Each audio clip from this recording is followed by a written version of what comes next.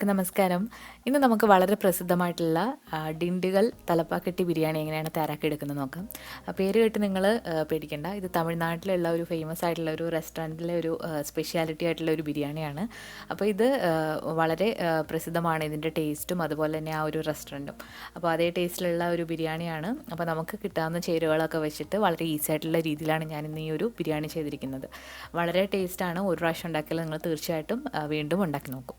അപ്പോൾ ഈ ഒരു ബിരിയാണി തയ്യാറാക്കി എടുക്കാൻ വേണ്ടിയിട്ട് ഞാനിവിടെ 3/4 കിലോ ചിക്കനാണ് എടുത്തിട്ടുള്ളത്. ചിക്കൻ കുറച്ച് വലിയ പീസുകളാക്കി മുറിച്ച് വെച്ചിട്ടുള്ളതാണ്.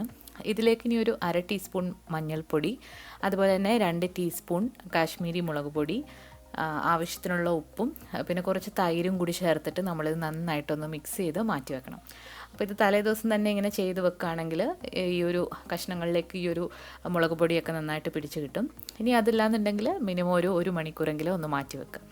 തൈര് ഏകദേശം ഒരു 1/2 കപ്പോളം ചേർത്ത് കൊടുത്തിട്ടുണ്ട്. അധികം പുളിയില്ലാത്തതാണ്. പിന്നെ ഇത് കൈവച്ചിട്ട് തന്നെ നന്നായിട്ടൊന്ന് മിക്സ് ചെയ്ത് കൊടുക്കുകയാണ്. ഇതിൽ നമ്മൾ ഇഞ്ചി വെളുത്തുള്ളി പേസ്റ്റ് ഒന്നും ചേർത്ത് കൊടുക്കുന്നില്ല, അതൊക്കെ നമുക്ക് പിന്നെയാണ് ചേർക്കുന്നത്. അപ്പോൾ ഇത് നന്നായിട്ടിപ്പോൾ മിക്സ് ചെയ്ത് എടുത്തിട്ടുണ്ട്. ഇതിന് നമുക്കൊന്ന് മാറ്റി വെക്കാം. ഇനി നമുക്കിതിലേക്ക് വേണ്ട സ്പെഷ്യൽ മസാല തയ്യാറാക്കാം. അതിന് വേണ്ടിയിട്ട് പുതിനയില, മല്ലിയില, പിന്നെ വേണ്ടത് ചെറിയ ഉള്ളിയാണ്. അതെന്തായാലും നിങ്ങൾ മിസ് ചെയ്യരുത്. അപ്പം ചെറിയ ഉള്ളി എത്ര വേണമെങ്കിലും എടുക്കാവുന്നതാണ്. അപ്പം ഞാനിവിടെ ഒരു പിടിയോളം എടുത്തിട്ടുണ്ട്.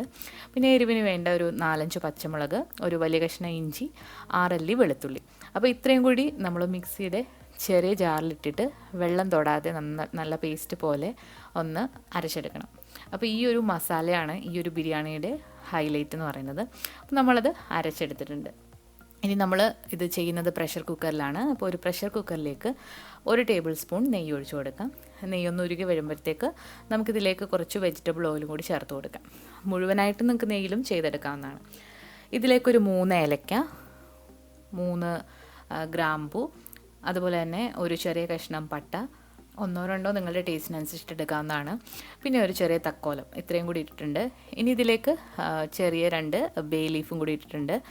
അപ്പോൾ അതൊന്നിട്ട് കഴിഞ്ഞാൽ ഇതിലേക്ക് 2 മീഡിയം സൈസിലുള്ള സവാള പൊടിയായിട്ട് അരിഞ്ഞതാണ്.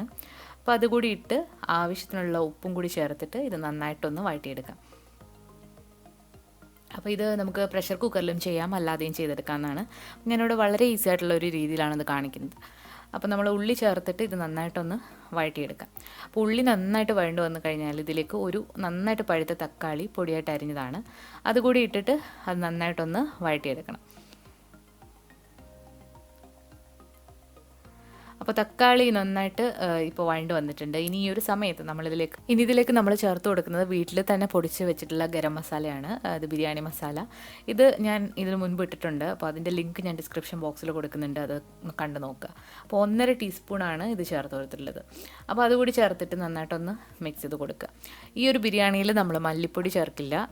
മുളക് പൊടിയും അതുപോലെ തന്നെ ഗരം മസാലയും മാത്രമാണ് പൊടികളായിട്ട് ചേർത്ത് കൊടുക്കുന്നത്, പിന്നെ മഞ്ഞൾപ്പൊടി. അപ്പോൾ അതൊന്ന് എടുത്തു കഴിഞ്ഞാൽ ഇതിലേക്ക് നമ്മൾ നേരത്തെ തന്നെ തയ്യാറാക്കി വെച്ചിരിക്കുന്ന ഇഞ്ചി വെളുത്തുള്ളി മല്ലിയില പുതിനയിലയുടെ പേസ്റ്റ് ഇല്ലേ, അപ്പോൾ അതുകൂടി ഇട്ട് കൊടുക്കുക. അപ്പോൾ ഇനി ഇത് ഇട്ടിട്ട് ഈ ഒരു അരപ്പിൻ്റെ പച്ചമണം നന്നായിട്ട് മാറ്റിയെടുക്കുക. ഇതിൻ്റെ പച്ചമണം നല്ലതായിട്ട് മാറ്റിയെടുക്കുമ്പോഴാണ് ഈ ബിരിയാണിക്ക് പെർഫെക്റ്റ് ആയിട്ടുള്ള ടേസ്റ്റ് കിട്ടുക. അപ്പോൾ അത് നന്നായിട്ട് ക്ഷമയോടുകൂടി ഇളക്കിയിട്ട് ഇതിൻ്റെ പച്ചമണം മാറ്റിയെടുക്കുക. തീ ഒരു മീഡിയം ഫ്ലെയിമിലിട്ട് വേണം ചെയ്യാൻ, അല്ലെങ്കിൽ കരിഞ്ഞു പോകും. ഇപ്പോൾ നമുക്ക് കാണാം ഇതിൻ്റെ കളറൊക്കെ മാറി, ഇതിൻ്റെ പച്ചമണമൊക്കെ നന്നായിട്ട് മാറി വന്നിട്ടുണ്ട്. ഇനി ഈ ഒരു സമയം നമുക്ക് നേരത്തെ തന്നെ മാരിനേറ്റ് ചെയ്ത് വെച്ചിരിക്കുന്ന ചിക്കൻ്റെ കഷ്ണങ്ങൾ ഇട്ട് കൊടുക്കാം. അപ്പോൾ ഈ ഒരു കഷ്ണം കൂടി ഇട്ട് കൊടുത്തിട്ട് ഈ ഒരു അരപ്പിൽ നന്നായിട്ട് മിക്സ് ചെയ്തെടുക്കാം. അപ്പോൾ ഞാൻ നിങ്ങളെ കാണിക്കാൻ വേണ്ടിയിട്ടുള്ള എളുപ്പത്തിലാണ് ഇതുപോലെ ഒരു തുറന്ന മൂടിയുള്ള ഒരു കുക്കർ എടുത്തിട്ടുള്ളത്. അപ്പോൾ ഇത് കുറച്ച് വലിയ കുക്കറിൽ ചെയ്തെടുക്കുക, ഒരുപാട് റൈസ് ഉണ്ടെങ്കിൽ. അപ്പോൾ ഞാനിവിടെ 2 കപ്പ് അരിക്കാണ് ഈ ഒരു ബിരിയാണി ചെയ്തെടുക്കുന്നത്. കുറച്ചുകൂടെ വലിയ കുക്കറിലേക്ക് നമ്മളിത് കുറച്ചുകൂടെ കഴിയുമ്പോൾ മാറ്റും. ഇതിനി നമുക്ക് ജസ്റ്റ് ഇതൊന്ന് അടച്ചു വെച്ചിട്ട് ഒന്ന് വേവിച്ചെടുക്കാം. ആ ഒരു സമയത്ത് നമുക്ക് അരി എടുക്കാം. അപ്പോൾ ഞാനിവിടെ ബസ്മതി അരിയാണ് എടുത്തിട്ടുള്ളത്. അപ്പോൾ ശരിക്കുമുള്ള തലപ്പാക്കട്ടി ബിരിയാണിയിൽ ജീര റൈസാണ് എടുക്കുന്നത്, അതായത് കൈമ അരി. അപ്പോൾ അതാണ് ഏറ്റവും നല്ലത്. അപ്പോൾ ഞാൻ എടുത്തിരിക്കുന്നത് ബസ്മതിയാണ്. അപ്പോൾ അത് നന്നായിട്ട് കഴുകിയെടുക്കുക. അപ്പോൾ നമ്മൾ 1 കപ്പ് അരിക്ക് 1.5 കപ്പ് വെള്ളം എന്നുള്ള കണക്കിലാണ് വെള്ളം ചേർത്ത് കൊടുക്കുന്നത്. അപ്പോൾ ഞാനിവിടെ 2 കപ്പ് അരിക്ക് 3 കപ്പ് വെള്ളം ചേർത്ത് കൊടുത്തിട്ടുണ്ട്.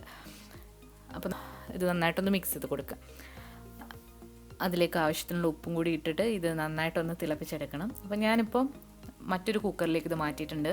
ഇതിപ്പോൾ 5.5 ലിറ്ററിൻ്റെ ഒരു കുക്കറാണ്. അപ്പം നന്നായിട്ട് തിള വന്നു കഴിഞ്ഞാൽ ഇതിലേക്കൊരു 1 ടീസ്പൂൺ നാരങ്ങയുടെ നീരാണ് ചേർത്ത് കൊടുത്തത്.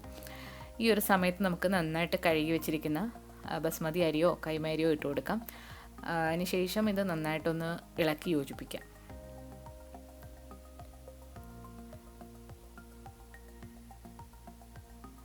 നമ്മൾ അരിയെല്ലാം ഇട്ട് കൊടുത്തിട്ടുണ്ട്. ഇനി ഇത് നന്നായിട്ടൊന്ന് മിക്സ് ചെയ്ത് കൊടുത്തിട്ട് നമുക്ക് കുക്കർ അടച്ചു വെച്ചിട്ട് 1 വിസിൽ മതിയാകും. അതായത് മീഡിയം ഫ്ലെയിമിൽ 1 വിസിൽ മതിയാകും. മീഡിയം ഫ്ലെയിമിലിട്ട് 1 വിസിൽ അടുപ്പിക്കാം.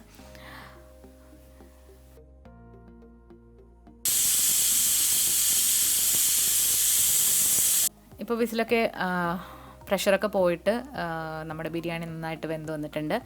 അപ്പോൾ ഒരുപാട് നേരം അങ്ങ് വെയിറ്റ് ചെയ്യണ്ട. നമുക്ക് പ്രഷർ പോയി കഴിഞ്ഞാൽ ഉടനെ തന്നെ ഇത് തുറന്ന് നോക്കാം. അപ്പോൾ ചിക്കൻ ഒക്കെ നന്നായിട്ട് വെന്ത് അരിയുമൊക്കെ വന്നിട്ടുണ്ട്. അപ്പോൾ ഇത് നല്ല ടേസ്റ്റിലുള്ളൊരു ബിരിയാണിയാണ്. ഇപ്പോൾ ഞാൻ ചൂടോടെ തന്നെ മാറ്റാണ്.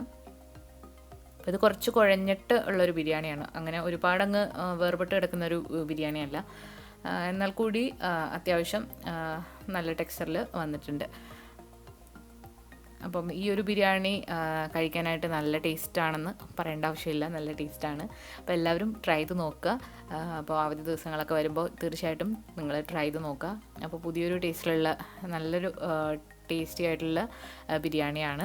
ഈ ഒരു ചിക്കൻ്റെ കഷ്ണങ്ങളിലേക്ക് ഇതിൻ്റെ മസാലയൊക്കെ ഇറങ്ങി വന്നിട്ടുണ്ടാകും. അതുപോലെ ഈ റൈസ് കഴിക്കാനും നല്ല ടേസ്റ്റാണ്. അപ്പോൾ ഇന്നത്തെ ഈ ഒരു വീഡിയോ നിങ്ങൾക്ക് ഇഷ്ടമായിട്ടുണ്ടെങ്കിൽ തീർച്ചയായിട്ടും ലൈക്ക് ചെയ്യുക. അതുപോലെ തന്നെ നിങ്ങളുടെ അഭിപ്രായങ്ങളൊക്കെ കമൻസിലൂടെ അറിയിക്കുക.